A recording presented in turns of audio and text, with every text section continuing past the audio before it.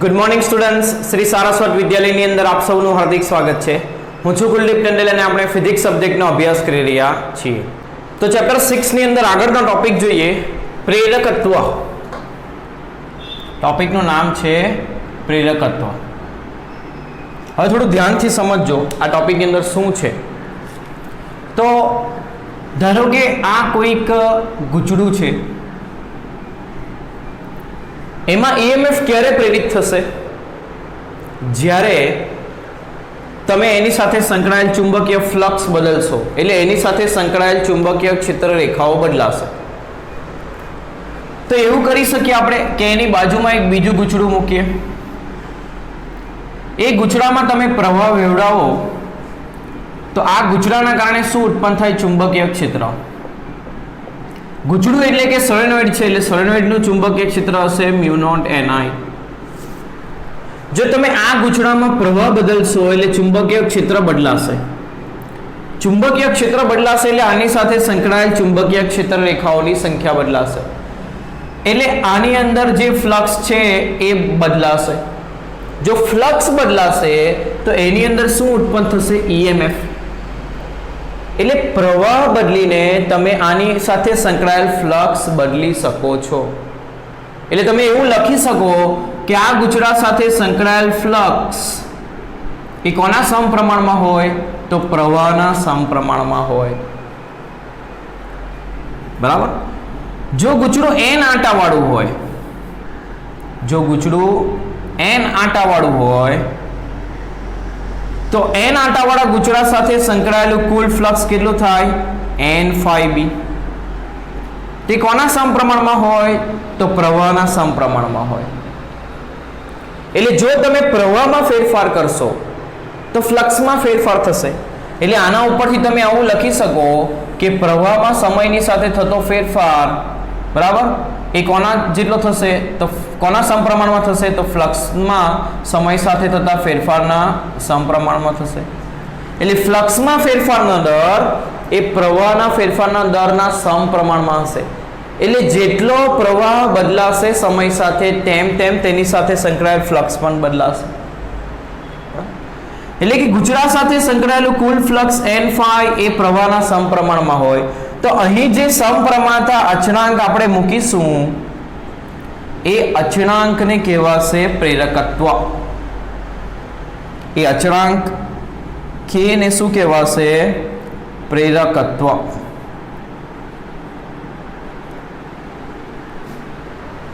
ખ્યાલ આવે છે? તો આની અંદર શું થયું? તો એક ગુચડાના પ્રવાહના લીધે બીજા સાથે સંકળાયેલ ફ્લક્સ બદલાયું. તો અહીં પ્રેરિત થતું જે EMF છે ગુચડાની અંદર, એ દરેક એની અંદર એ દરેક આંટો પોતાનો ભાગ આપે છે. એટલે પ્રેરિત થતું EMF કેટલું હશે? તો દરેક આંટા વડે પ્રેરિત થતું EMF નો સરવાળો જેટલું હશે. દરેક આંટામાં પ્રેરિત EMF પ્રેરિત થશે. તો એ બધા એ પ્રેરિત થતા EMF ની અંદર ભાગ ભજવે છે. તેથી આ જે કુલ ફ્લક્સ છે n phi n આંટા સાથે સંકળાયેલું, એને સંલગ્ન ફ્લક્સ પણ કહેવાય છે. એને શું કહેવાય? સંલગ્ન ફ્લક્સ. બરાબર. કારણ કે દરેક આંટા સાથે સંકળાયેલું ફ્લક્સ બદલાશે તો જે કુલ EMF પ્રેરિત થશે ગુચડાની અંદર, એમાં દરેક આંટો ભાગ ભજવે છે. તેથી તેને શું કહેવાય? સંલગ્ન ફ્લક્સ. હવે આ જે અચળાંક પ્રેરકત્વ છે એ MCQ માટે આ લાઈન ખાસ યાદ રાખવાની. એ જે પ્રેરકત્વ છે એ ગુચડાના પરિમાણ એટલે કે તેની લંબાઈ, તેનું આડછેદનું ક્ષેત્રફળ,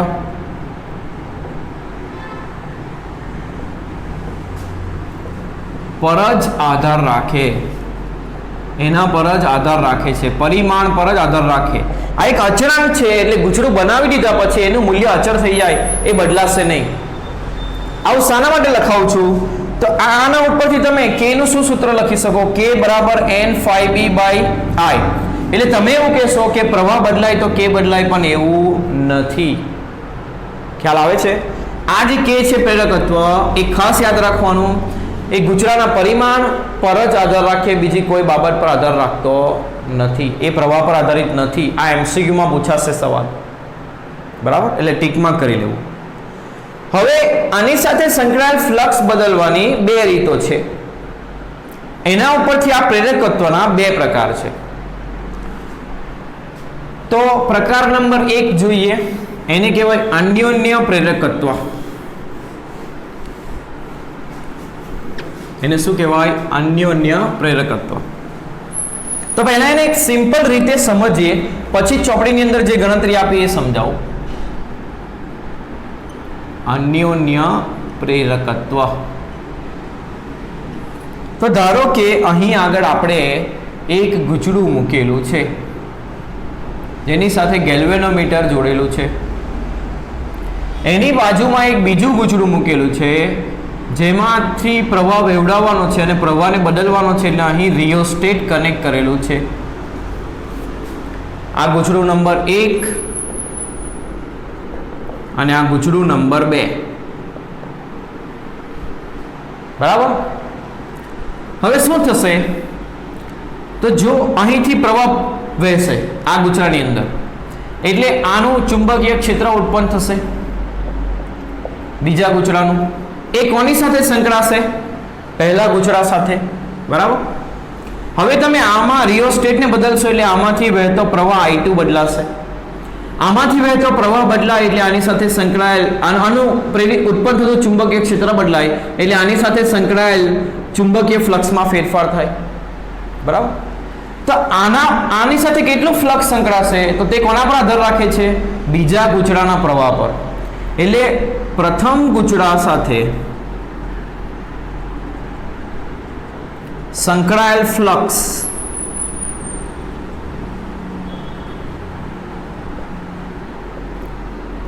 એના આંટાની સંખ્યા ધારો કે N1 છે, તો N∅B1 એ કોના પર આધાર રાખશે? તો બીજા ગૂંચળાના પ્રવાહ પર. અને અહીં જે સમપ્રમાણતા અચળાંક આપણે મૂકીશું એને કહેવાશે પહેલા અને બીજા ગૂંચળાના તંત્રનું અન્યોન્ય પ્રેરકત્વ, જેને M વડે દર્શાવાય છે. તો M12 નું સૂત્ર કંઈક આવું થશે, જ્યાં M12 ને કહેવાશે ગૂંચળા 1 અને 2 નું અન્યોન્ય પ્રેરકત્વ.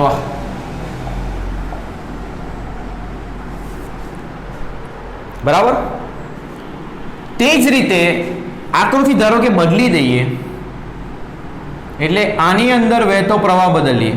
પ્રથમની અંદર, પ્રથમ ગૂંચળાની અંદર વહેતો પ્રવાહ બદલીએ.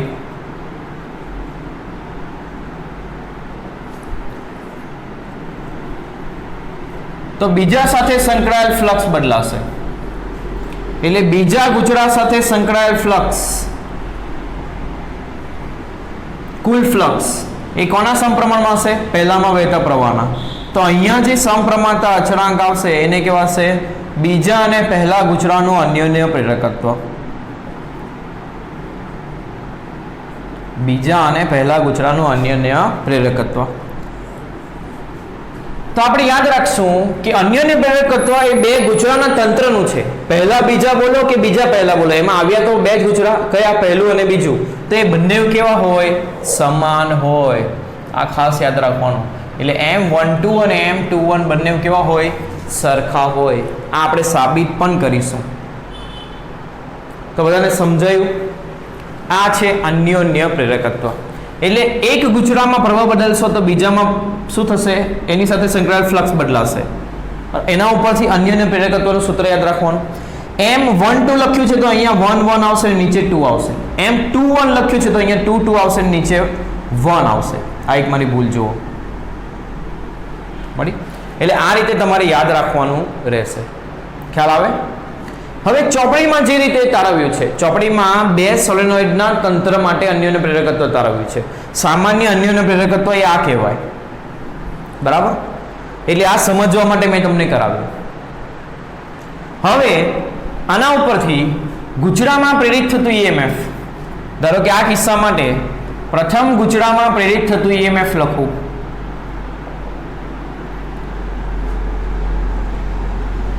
તો પ્રથમ ગુચરામાં પ્રેરિત થતું ઈએમએફ કેટલું લખાય? તો પ્રથમ ગુચરામાં પ્રેરિત થતું ઈએમએફ એ -d∅/dt લખાય અને phi કેટલું છે? ટોટલ n∅b1 છે. કુલ ફ્લક્સનો ફેરફારનો સમય દર. હવે n∅b1 બરાબર શું છે? m12I2. તો અહીં મૂકી દઈએ m12I2. તો આ એક અચળાંક છે એટલે વિકલનની બહાર આવી જશે એટલે -m12di2/dt. આ કોનું સૂત્ર થયું? પહેલા ગુચરામાં પ્રેરિત થતું ઈએમએફ. તો તે જ રીતે આ કેસ ઉપરથી બીજા ગુચરામાં પ્રેરિત થતું ઈએમએફ લખવું હોય તો કેવી રીતે લખાશે?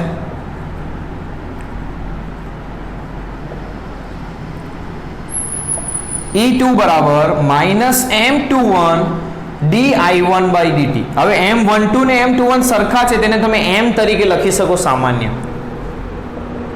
એટલે અહીંયા ખાલી m લખો તો પણ ચાલે. એટલે આ શું થયું? પહેલામાં પ્રેરિત થતું ઈએમએફ એ બીજા ગુચરાના પ્રવાહના ફેરફારના દર પર આધાર રાખે અને બીજા ગુચરામાં પ્રેરિત થતું ઈએમએફ એટલે પહેલા ગુચરાના પ્રવાહના ફેરફારના દર ઉપર આધાર રાખશે. બરાબર? તો આ વસ્તુ યાદ રાખવાની. તો બે સૂત્ર તમારે યાદ રાખવાના રહ્યા, અન્યોન્ય પ્રેરકત્વનું સૂત્ર અને ગુચરામાં પ્રેરિત થતા ઈએમએફનું સૂત્ર. હવે ચોપડીમાં સોલેનોઇડ માટે જે તારવ્યું છે એ આપણે તારવ્યું.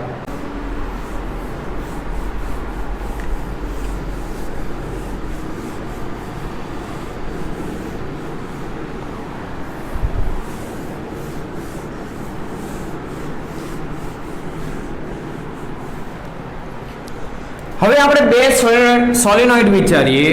એક આ સોલેનોઇડ છે મોટો, જેમાંથી I2 પ્રવાહ વહે છે, એને નંબર 2 કહેશું, ગૂંચળું 2. એની અંદર એક બીજો સોલેનોઇડ વિચારો જેમાંથી વહેતો પ્રવાહ આપણે લઈએ I1.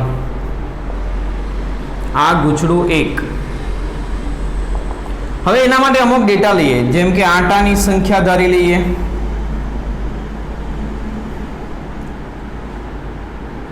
બંનેની લંબાઈ ધારી લઈએ, ત્રિજ્યા લઈએ,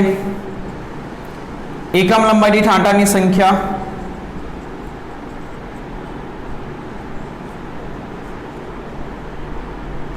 તો આ ગૂંચળા 1 માટે લખીએ ડેટા. એમાં વહેતો વિદ્યુત પ્રવાહ, એની અંદર વહેતો વિદ્યુત પ્રવાહ આપણને લેવું પડશે. તો આ ગૂંચળા 1 માટે ને આ ગૂંચળા 2 માટે લખું.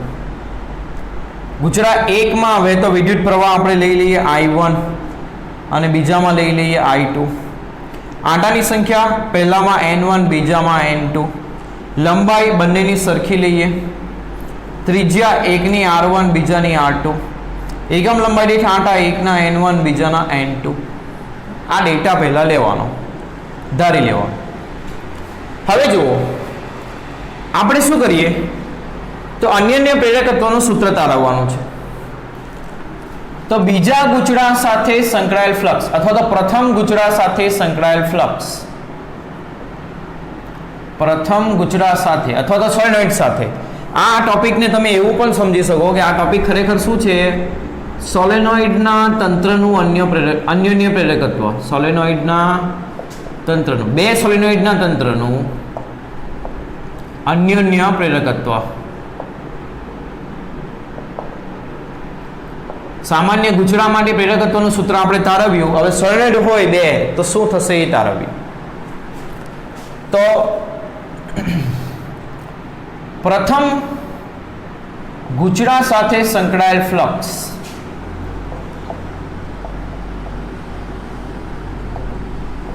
તો પ્રથમ ગૂંચળા સાથે સંકળાયેલ ફ્લક્સ એટલે N1∅B1 લખાય. એના બરાબર શું લખાય? તો M12I2. કારણ કે બીજા ગૂંચળા, પ્રથમ ગૂંચળા સાથે સંકળાયેલ ફ્લક્સ એ બીજા ગૂંચળાના પ્રવાહ પર આધાર રાખે. અત્યારે જ આપણે જોયું.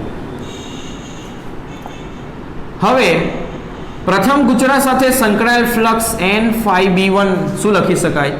તો N1 બરાબર N1 અને સંકળાયેલ ફ્લક્સનું સૂત્ર શું આવે? BA cos theta. BA cos theta. જ્યાં બે ચુંબકીય ક્ષેત્ર, તો પ્રથમ ગૂંચળા પાસે ચુંબકીય ક્ષેત્ર, આ ગૂંચળું પ્રથમ છે એટલે એમાંથી વહેતો પ્રવાહ I1 લેવાનું છે. પ્રથમ ગુચરા પાસે ચુંબકીય ક્ષેત્ર એ બીજા ગુચરાના કારણે હશે, એટલે બીજા ગુચરાને કારણે પ્રેરિત થતું ચુંબકીય ક્ષેત્ર લેવાનું, બીજા ગુચરાને કારણે ઉત્પન્ન થતું ચુંબકીય ક્ષેત્ર. ક્ષેત્રફળ કોનું, કોની સાથે સંકળાયેલ ફ્લક્સ શોધવાનું છે, પ્રથમ ગુચરા સાથે. એટલે ક્ષેત્રફળ કોનું લેવાનું, આડછેદનું ક્ષેત્રફળ પ્રથમ ગુચરાનું. થીટા 2 વચ્ચેનો ખૂણો, તો આમાં ગુચરામાં I2 પ્રવાહ વહેશે તો ચુંબકીય ક્ષેત્ર આ દિશામાં પ્રેરિત થશે અને આ ગુચરાનું ક્ષેત્રફળ પણ આ દિશામાં હશે. બંને એક જ દિશામાં હોવાથી 2 વચ્ચેનો ખૂણો શું થશે, 0 થશે. તો N1 બીજા ગુચરા વડે પ્રેરિત થતું ચુંબકીય ક્ષેત્ર કેટલું આવશે, તો ચુંબકીય ક્ષેત્ર સોલેનોઇડનું શું આવે, મ્યુ Ni. તો મ્યુ N2 એમાંથી વહેતો પ્રવાહ I2 અને ક્ષેત્રફળ, તો આ પ્રથમ ગુચરાનું ક્ષેત્રફળ શું થશે, આડછેદનું ક્ષેત્રફળ પાઈ r1² અને cos 0 શું થશે 1. આ N1 phi b1 નું બીજું સૂત્ર આવ્યું. હવે 1 અને 2 ને સરખાવતા, 1 અને 2 ને શું કરીએ, સરખાવીએ. તો M12 I2 બરાબર શું થશે, તો N1 mu naught N2 I2 પાઈ r1². તો I2 કેન્સલ, તો M12 બરાબર શું આવ્યું, મ્યુ નોટ N1 N2 પાઈ r1². હવે આને પણ એકમ લંબાઈ દીઠ આંટા તરીકે લખવું હોય તો લંબાઈ નીચે જોઈએ તો આપણે શું કરીએ, ઉપર લંબાઈ વડે ગુણીએ અને નીચે લંબાઈ વડે ભાગીએ.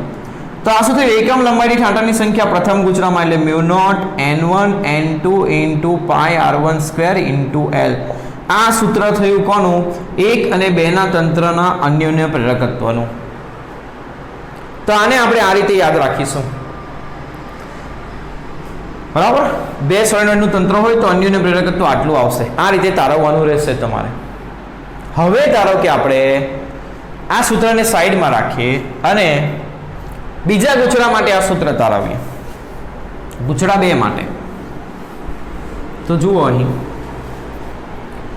બીજા ગુચરા સાથે સંકળાયેલ ફ્લક્સ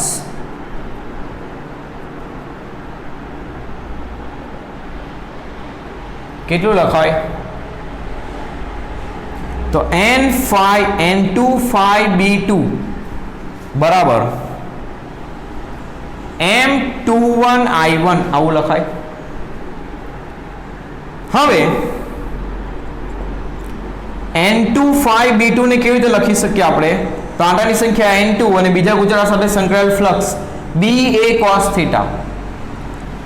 હવે ચુંબકીય ક્ષેત્ર કોના કારણે ઉદ્ભવશે, પહેલા ગુચરાને કારણે, અને ક્ષેત્ર કોની સાથે સંકળાયેલ ફ્લક્સ શોધવાનું, બીજાના સાથે, એટલે ક્ષેત્રફળ કોનું લેવાનું, બીજાનું. પરંતુ તમે અહીં એક વસ્તુ ધ્યાન રાખજો, આ વસ્તુ ખાસ, કે બીજા ગુચરાનું ક્ષેત્રફળ બહુ મોટું છે, આટલું છે, પરંતુ ચુંબકીય ક્ષેત્ર કોના કારણે ઉદ્ભવે છે, આ નાના ગુચરાના કારણે. તો એનો મતલબ એવો થયો કે ચુંબકીય ક્ષેત્ર ફક્ત આટલા ક્ષેત્રફળના વિસ્તારમાં જ છે, તો આ ગુચરા સાથે ફ્લક્સ પણ આટલા વિસ્તારમાં જ સંકળાશે, આખા ગુચરા સાથે સંકળાશે નહીં. તો આ જે ફ્લક્સ સંકળાયેલ ફ્લક્સ માટે ક્ષેત્રફળ લેવાનું છે એ ફક્ત આપણે કોનું લઈશું, આટલા ક્ષેત્રફળનું જ લઈશું. એ કોનું ક્ષેત્રફળ છે, તો પહેલા ગુચરાનું, એટલે અહીં પહેલા ગુચરાનું જ ક્ષેત્રફળ લેવાનું થશે. આ પોઈન્ટ ખૂબ અગત્યનો, ફરીથી સમજાવું. આ બીજા ગુચરાનું ક્ષેત્રફળ મોટું છે પણ ચુંબકીય ક્ષેત્ર આટલા નાના ભાગમાં જ પ્રેરિત થાય છે. ચુંબકીય ક્ષેત્ર પહેલા ગુચરા વડે ઉદ્ભવે છે એટલે આટલા ભાગમાં જ છે, તો આટલા જ ભાગ સાથે ફ્લક્સ સંકળાશે એટલે ક્ષેત્રફળ આટલા ભાગનું જ લેવાનું, એટલે નાના ગુચરાનું જ ક્ષેત્રફળ લેવાનું છે. તો N2 B1 એટલે પહેલા ગુચરા વડે ઉત્પન્ન થતું પ્રેરિત EMF ચુંબકીય ક્ષેત્ર. તો સૂત્ર શું આવશે, મ્યુ Ni અને પહેલા ગુચરાનું ક્ષેત્રફળ પાઈ r1². cos 0 શું થશે 1. આમાં પણ ચુંબકીય ક્ષેત્ર અને ક્ષેત્રફળ એક જ દિશામાં હશે. હવે આ બે સમીકરણને સરખાવીએ. સમીકરણ 3 અને સમીકરણ 4 ને સરખાવીએ.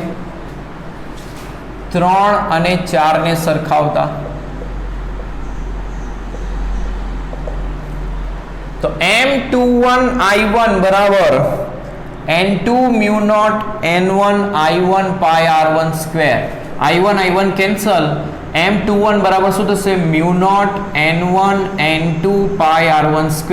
તો ફરી પાછું અહીંયા લંબાઈ વડે ગુણીએ અને લંબાઈ વડે ભાગીએ તો એકમ લંબાઈ દીઠ આંટાની સંખ્યા બીજા ગુચરા માટે એટલે mu naught N1 N2 pi R1² into L. આ સૂત્ર આવ્યું. આ સૂત્ર શું બતાવે? આ બે સૂત્રો. તેથી કહી શકાય કે M21 બરાબર શું છે? M12. એટલે ગુચરા 1 અને 2 નું અન્યોન્ય પ્રેરકત્વ કેવું હોય? તમે M21 લો, બીજા ગુચરાનું પહેલાની સાપેક્ષમાં કે પહેલાનું બીજાની સાપેક્ષમાં, એટલે પહેલા બીજાના તંત્રનું લો કે બીજા પહેલાના તંત્રનું લો, બંને કેવું આવશે? સરખું આવશે. તો આ કન્સેપ્ટ તમારે યાદ રાખવાનો રહેશે. અને ચોપડીમાં આ પ્રકારની ગણતરી છે. આ કોના માટે છે સૂત્ર? સોલેનોઇડના અન્યોન્ય પ્રેરકત્વ માટે, સોલેનોઇડના બનેલા તંત્ર માટે અન્યોન્ય પ્રેરકત્વ માટેનું સૂત્ર છે. તો આ સૂત્રને ધ્યાનથી જુઓ. આટાની સંખ્યા લંબાઈ પર આધાર રાખે એટલે પરિમાણ પર આધાર રાખે, એની ત્રિજ્યા પર આધાર રાખે એટલે પરિમાણ પર આધાર રાખે. એટલે ફક્ત પરિમાણ પર જ આધાર રાખશે અન્યોન્ય પ્રેરકત્વ, એમાંથી વહેતા પ્રવાહ પર આધાર રાખશે નહીં. આ વસ્તુ ખાસ યાદ રાખવાની તમારે. હવે આ જે બેના તંત્રનું અન્યોન્ય પ્રેરકત્વ આવ્યું, એ બીજી એક બાબત પર પણ આધાર રાખશે કે અન્યોન્ય પ્રેરકત્વ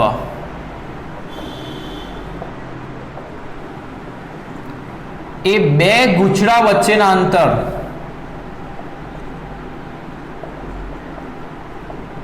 અને તેમના સાપેક્ષ નમન પર આધાર રાખે છે. એ બે ગુચડા વચ્ચેના અંતર અને સાપેક્ષ નમન એટલે બે વચ્ચે આ કેવી રીતે બેનું ઓરિએન્ટેશન છે, ગોઠવણ કેવી છે, એના ઉપર પણ આધાર રાખશે. બરાબર? એટલે આ પોઈન્ટ પર નોંધવાનો, આ તંત્ર માટે આ વસ્તુ જરૂરી છે. ખ્યાલ આવે છે? હવે ફરીથી એક વાર જોઈએ કે બીજા ગુચરાના પ્રવાહને કારણે કોઈ એક ગુચરામાં, પહેલા ગુચરામાં EMF પ્રેરિત થવાની જે ઘટના છે, બીજા ગુચરામાં પ્રવાહ બદલાવાને કારણે પ્રથમ ગુચરામાં EMF પ્રેરિત થવાની જે ઘટના છે એને કહેવાય અન્યોન્ય પ્રેરણ. અને જે અચળાંક છે એને કહેવાય અન્યોન્ય પ્રેરકત્વ. બેમાં ગૂંચવાતા નહીં. પ્રેરણ એ ઘટનાનું નામ છે અને પ્રેરકત્વ એ અચળાંકનું નામ છે. હવે આ જે પ્રેરકત્વ આપણે જોયો એનો એકમ શું આવશે? તો આ ખાસ નોંધજો, બંને જે પ્રેરકત્વ આપણે જોયા, બીજો પ્રેરકત્વ હવે આપણે જોવાના છે, પણ જે અચળાંક પ્રેરકત્વ છે એ પ્રેરકત્વનો એકમ તમે શું લખી શકો? તો જુઓ, પ્રેરકત્વ મોટે ભાગે શું લખાય? આવી રીતે આપણે લખતા હોઈએ કે N15B1 બરાબર M12I2. તો M12 બરાબર ભાગ્યા I2 થશે. તો આ શું થયું? આનો એકમ શું આવે? વેબર, ચુંબકીય ફ્લક્સનો. અને આનો શું આવે? એમ્પિયર. વેબર પ્રતિ એમ્પિયર, અથવા તો એને શું કહેવાય? હેનરી. એને શું કહેવાય? હેનરી. આ યાદ રાખજો. આ એનો એકમ છે કોનો? પ્રેરકત્વનો. એટલે કોઈ પણ પ્રકારનું પ્રેરકત્વ હોય, આ પ્રથમ પ્રકારનું પ્રેરકત્વ આપણે જોયું તે કયું છે? અન્યોન્ય પ્રેરકત્વ. બીજું આપણે જોઈશું જે આત્મ પ્રેરકત્વ. અન્યોન્ય પ્રેરકત્વની ઘટના શું છે? અન્યોન્ય પ્રેરણની ઘટના શું છે? તો કોઈ બીજા અન્ય ગુચડામાં પ્રવાહ બદલાવાને કારણે પ્રથમ ગુચડામાં EMF પ્રેરિત થયું. એટલે અન્યના પ્રવાહને કારણે એની અંદર EMF પ્રેરિત થયું, એટલે એનું નામ શું આપ્યું? અન્યોન્ય પ્રેરણ. અન્યના પ્રવાહને કારણે. બરાબર? અને જે અચળાંક છે એને કીધું અન્યોન્ય પ્રેરકત્વ. તે જ રીતે હવે નેક્સ્ટ ટોપિક આવશે જેમાં પોતાના જ પ્રવાહને કારણે પોતાની જ અંદર EMF પ્રેરિત થશે. એટલે ગુચરાની વાત કરું છું, મારી પોતાની વાત નથી કરતો. તો ગુચરાના પોતાના પ્રવાહને કારણે એની અંદર EMF પ્રેરિત થશે, એટલે એને કહેવાશે આત્મ પ્રેરણ. અને જે અચળાંક આવશે એને કહેશું આત્મ પ્રેરકત્વ. તે બંને પ્રેરકત્વનો એકમ શું આવશે? વેબર પ્રતિ એમ્પિયર, અથવા એને કહેવાશે હેનરી. બરાબર? એને શું કહેવાશે? હેનરી. એટલે ઘણી વખત એકમ અને પારિમાણિક સૂત્રનો પણ એક MCQ પરીક્ષાની અંદર આવે છે. એટલે બધાના એકમો ખાસ ધ્યાનમાં હોવા જોઈએ. ભૂલી જાઓ તો સૂત્ર ઉપરથી તમે તારવી શકો. બરાબર?